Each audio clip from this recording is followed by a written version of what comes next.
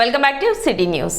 బాల నృత్య కళాకారిణి గ్రీష్మశ్రీకు విద్యాశాఖ ప్రోత్సాహం ఉంటుందని పాఠశాల ఆర్జేడీ బి లింగేశ్వరరెడ్డి చెప్పారు. స్థానిక శ్రీ అరవింద విద్యా కేంద్రంలో బుధవారం గ్రీష్మశ్రీ అభినందన సభ జరిగింది. సమావేశానికి శ్రీ అరవింద విద్యా కేంద్రం డైరెక్టర్ కొండపనేని సంపూర్ణ అధ్యక్షత వహించారు. 3 రాష్ట్రాల గవర్నర్ల సత్కారం పొందిన 8 సంవత్సరాల బాలిక గ్రీష్మశ్రీ గుంటూరు జిల్లా విద్యార్థిని కావటం జిల్లాకే గర్వకారణమని ఆర్జేడీ లింగేశ్వరరెడ్డి అన్నారు. ప్రతిభను ప్రోత్సహించడంలో విద్యాశాఖ ముందు ఉంటుందని ఆయన పేర్కొన్నారు.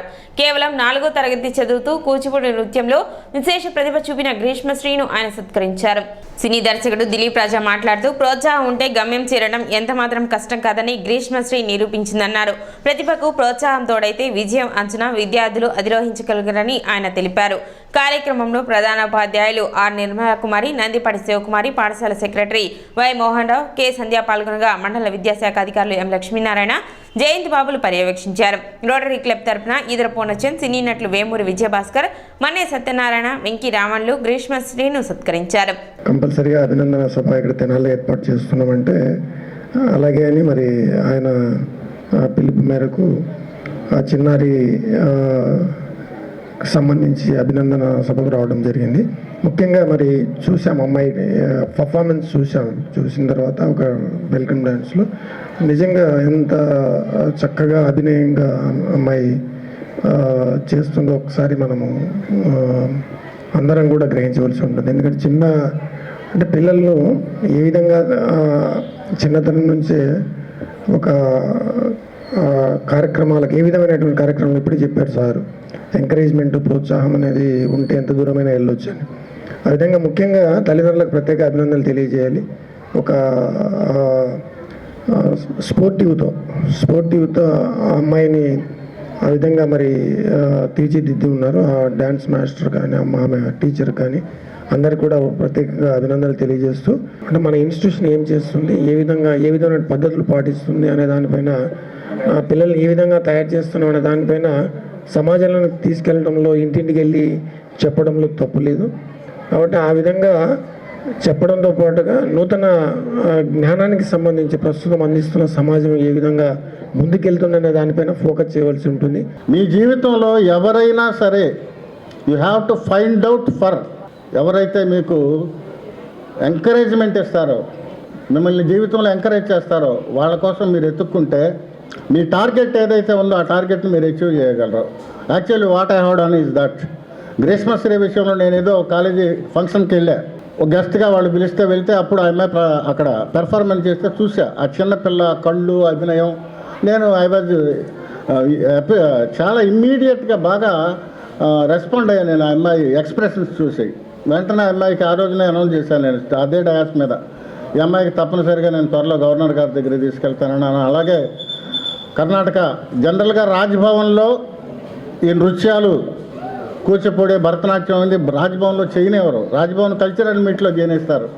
కానీ కర్ణాటక గవర్నర్ గారి ప్రత్యేకమైన అనుమతితో కర్ణాటక రాజ్భవన్లో ఆ పాప నృత్యం చేయటం, ఆయన రెస్పాండ్ అయిపోయి ఆమెను సత్కరించి అలాగే కొంత డబ్బు కూడా ఇచ్చి ఎంకరేజ్ చేయటం, అది ఎంకరేజ్మెంట్. అది చూసి నాకు వెంటనే మళ్ళీ హర్యానా గవర్నర్ గారు పిలిచి ఆమెను సత్కరించడం, గౌరవించడం, అది ఎంకరేజ్మెంట్. ఆ తర్వాత త్రిపుర గవర్నర్ గారు మళ్ళీ పిలవటం, చేయటం, అది ఎంకరేజ్మెంట్. సో ఎంకరేజ్మెంట్ అనేది అంటూ ఉంటే జీవితంలో ఎవరైనా ఏ స్థితికైనా ఎక్కడికైనా వెళ్ళగలరు. కార్యక్రమంలో నాట్య గురువులు నిర్మలా రమేష్ ను దుశాలువాతో పాఠశాల యాజమాన్యం సత్కరించారు. అలాగే గ్రీష్మశ్రీ తల్లి అరుణకుమారి, తండ్రి సెవ్వ కృష్ణారెడ్డిలను ఆర్జేడీ అభినందించి సత్కరించారు.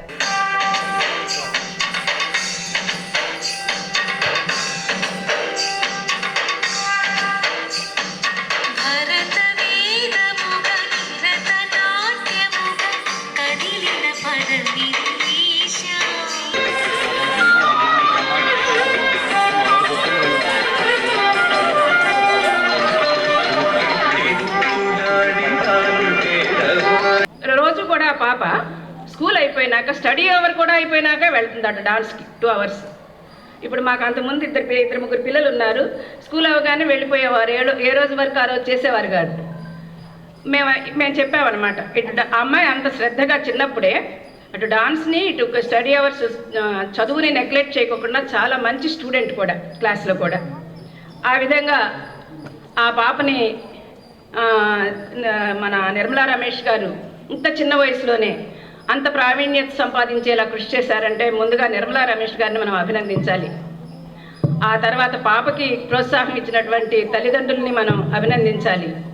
ఆ తర్వాత దిలీప్ రాజా గారు ఆ పాపకి ఎంతో అండగా సహకారంగా ఉండి తల్లిదండ్రులకి ఇతర రాష్ట్రాలకు కూడా తీసుకెళ్ళి పెర్ఫార్మెన్స్ ఇవ్వటం, అక్కడ గవర్నర్స్ ఆ పాపని అభినందించటం, సన్మానం చేయటం అనేది చాలా విశేషమైనటువంటిగా మనం భావించాలి. అంత చిన్న వయసులో ఆ పాపకి అంత సత్కారాలు పొందటం అనేది ఇటీవలే రవీంద్ర భారతిలో కూడా చేసిందని తెలిసింది. ఇక అసలు ఆ అమ్మాయికి ఆ నృత్యం అనేది జీవితంలో భాగంగా అయిపోయి మనం ఎక్కడా కూడా అభినయంలో ఎక్కడా తేడా లేకుండా అంత చిన్న పాప అంత చక్కగా చేస్తున్నందుకు ఈరోజు మనం అభినందించడానికి మళ్ళీ స్కూల్ తరఫున కూడా అభినందించాలని మనం ఇక్కడ ఈ ప్రోగ్రాం పెట్టుకున్నాం. విఆర్ఓ లాగిన్ ద్వారా కౌలు రైతు కార్డులు దరఖాస్తు చేస్తున్నట్లు మండల వ్యవసాయ అధికారి ప్రేమ్ సాగర్ తెలిపారు. ఆర్బీకే సిబ్బంది ద్వారా కౌలు రైతు కార్డులకు దరఖాస్తు చేసుకున్నట్లయితే కార్డులు మంజూరు చేస్తున్నట్లు తెలిపారు. అదేవిధంగా తమని సంప్రదించినట్లయితే బ్యాంకు వారితో మాట్లాడి పంట రుణాలను కూడా మంజూరు చేస్తున్నట్లు చెప్పారు. రైతులు ఈ అవకాశాన్ని సద్వినియోగం చేసుకోవాలని కోరారు. కౌలు రైతుల కార్డులు కూడా విఆర్ఓ లాగిన్లో ఎనేబుల్ అవుతున్నాయి కాబట్టి మీరు నా రైతు భరోసా కేంద్ర సిబ్బంది ద్వారా మీరు కాగితాలు తెచ్చిస్తే అప్లికేషన్ పెట్టుకుంటే విఆర్ఓల ద్వారా వీలైనంత వరకు కౌలు రైతు కార్డులు తీసుకున్నందుకు మీరు ముందుకు రావాలి. తర్వాత కొత్తగా కౌలు రైతు కార్డులతో లోన్ ఏర్పరచుకునేందుకు ముందుకు వస్తే మేము బ్యాంక్ మేనేజర్ గారితో మాట్లాడి కొత్త లోన్లు ఇచ్చేందుకు మనం ప్రయత్నం చేద్దాం. కాబట్టి రైతు సోదరులు ఈ దిశగా ముందుకు పోవాల్సిందిగా కోరుతున్నాం. తర్వాత చౌడు భూములు ఏదైనా ఉంటే జిప్సం వేసుకొని దాన్ని చౌడు లేకుండా చేసుకోవాలను. తర్వాత మన రైతు భరోసా కేంద్రం ద్వారా భూసార పరీక్ష మట్టి నమూనాలు తీసుకుంటున్నారు. కాబట్టి ఎవరికైనా మా భూమి బాగలేదు అనుకుంటే మీరు రైతు భరోసా కేంద్రం ఇన్ఛార్జ్ దగ్గరికి వెళ్ళి మట్టి నమూనాను ఇస్తే మేము సరఫరా చేసి ఆన్లైన్లోనే కార్డులు మీకు ఫోన్కి వచ్చేటట్లు ఈ ప్రక్రియ సెంట్రల్ గవర్నమెంట్ ప్రక్రియ చేసింది. కాబట్టి రైతు సోదరులు గమనించవలసిందిగా కోరుతున్నాం. టీసీ ఇవ్వకుండా గత 13 రోజులుగా తిప్పుతూ పాఠశాల సిబ్బంది తమని ఇబ్బంది పెడుతున్నారని ఓ విద్యార్థి తల్లి ఆవేదన వ్యక్తం చేస్తున్నారు. వివరాల్లోకి వెళితే పట్టణ మారిస్పేటలోని ఎన్సీఆర్ఎన్ఎం పాఠశాలలో 5వ తరగతి చదువుతున్న విద్యార్థికి టీసీ ఇవ్వాలని విద్యార్థి తల్లిదండ్రులు కోరగా రేపు రండి తర్వాత రండి అంటూ కాలయాపన చేస్తున్నారని, ఇప్పటికీ 13 రోజులు గడిచినా టీసీ ఇవ్వలేదని, ప్రతిరోజు వచ్చి తిరిగి వెళుతున్నామని విద్యార్థి తల్లి ఆవేదన వ్యక్తం చేస్తున్నారు. పాఠశాల సిబ్బంది టీసీ ఇవ్వకపోగా తమ పట్ల నిర్లక్ష్యంగా వ్యవహరిస్తున్నారని ఆమె తెలిపింది. ఇప్పటికైనా తమ పిల్లవాడికి టీసీ ఇప్పించాలని ఆమె విజ్ఞప్తి చేస్తున్నారు. వీళ్ళ దగ్గరికి పొద్దున్న వస్తే సాయంత్రం అంటారు, సాయంత్రం వస్తే పొద్దున్న అంటారు. కనీసం ఒక ఆడ మనిషితో ఎలా మాట్లాడాలో అలా మాట్లాడాడండి ఆ సార్ అయితే. మరి ఇంత ఎత్తున ఎగురుతారు. గోపి సార్ అంటారు ఆయన రైటర్ అయి ఉంటాడు అనుకుంటా. నాకైతే చదువు రాదు, నేను చదువుకోలేదు, ఈడనే చదువుకుంటాడని మా బాధ.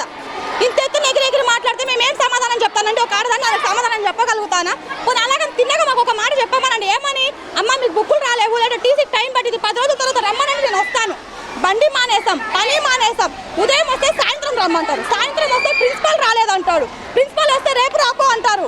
రేపు వచ్చినాక నిన్న అయితే టీసీ ఇవ్వడానికి 4 గంటలకు బ్యాంకు పని మీద పోయి వచ్చి మా బాబుని వీడికి 1వ క్లాస్లో కింద పడితే ఇగోండి స్కానింగ్ గుడికి వెళ్ళాను, నేను ఎక్స్రే తీయించుకొని వచ్చాను.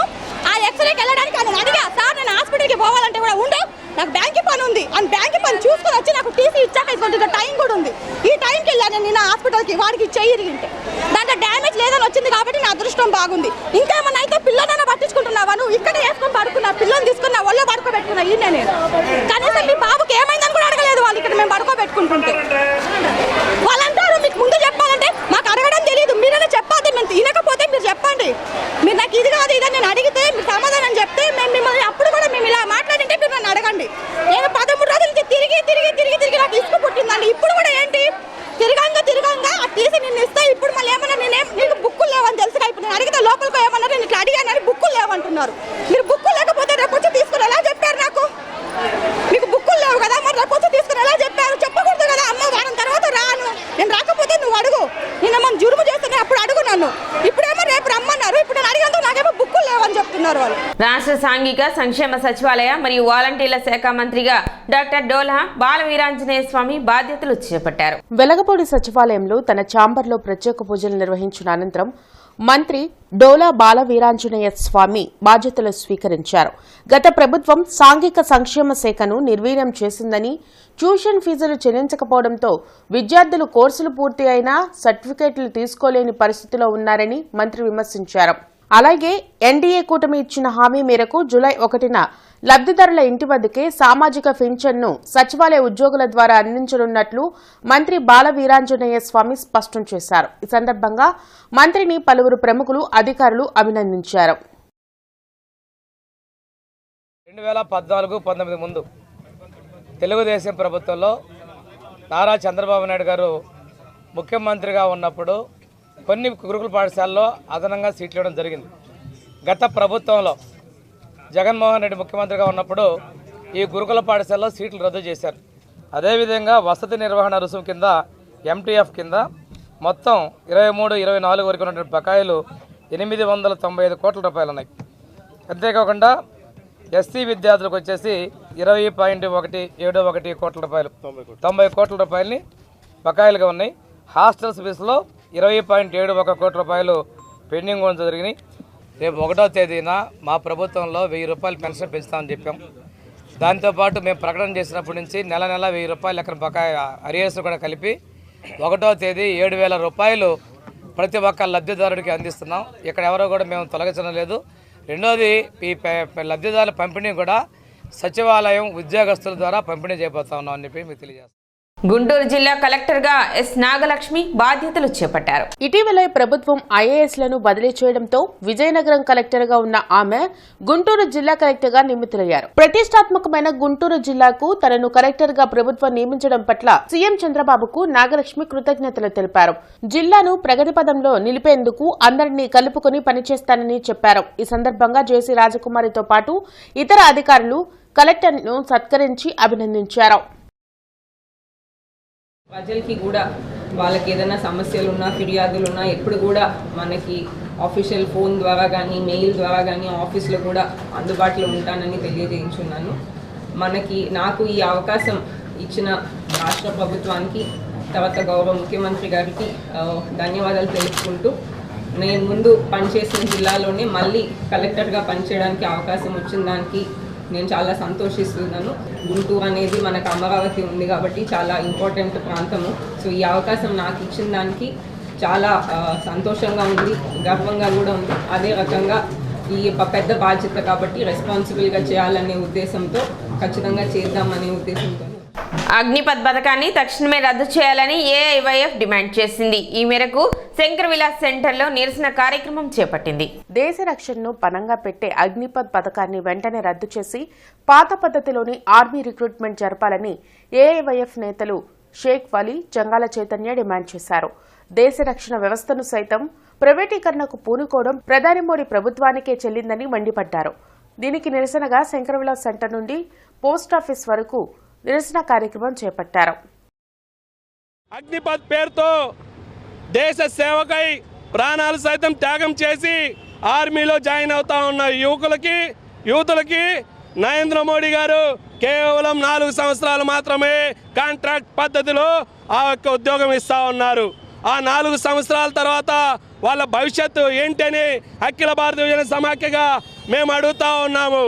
ఒక్కసారి ఎమ్మెల్యేగా గెలిచినా కానీ, ఎంపీగా గెలిచినా కానీ, గవర్నర్గా చేసినా కానీ, రాష్ట్రపతిగా చేసినా కానీ జీవితాంతం పింఛన్లు తీసుకునే మీరు దేశం కోసం ప్రాణత్యాగం చేస్తున్న ఆర్మీ జవాన్లకు మాత్రము జీవితకాలం పింఛన్ ఇవ్వము. కేవలం 4 సంవత్సరాలు మాత్రమే వీళ్ళకి ఉద్యోగ వయసు పరిమితి ఉంటుంది కాబట్టి కొన్ని లక్షల రూపాయలు చేతిలో పెట్టి మీరు ఇంకా మాకు మీ సేవ మాకు అవసరం లేదని మీరు పంపించేస్తూ ఉన్నారు. మేము ఒకటే డిమాండ్ చేస్తూ ఉన్నాము, అగ్నిపథ్ను వెంటనే డిమాండ్ చేయాలి, పాత పద్ధతిలోనే ఆర్మీ రిక్రూట్మెంట్ చేయాలి. సిటీ న్యూస్ ముంచే ముందు ముఖ్యాంశాలు మరోసారి.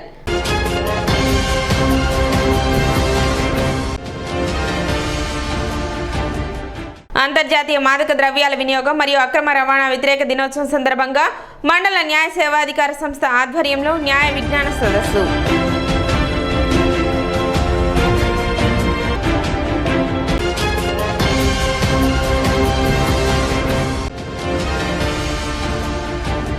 రైతులు వరి విత్తనాల కొనుగోలులో జాగ్రత్తలు వహించాలి. మండల వ్యవసాయ అధికారి ప్రేమ్ సాగర్ సూచన.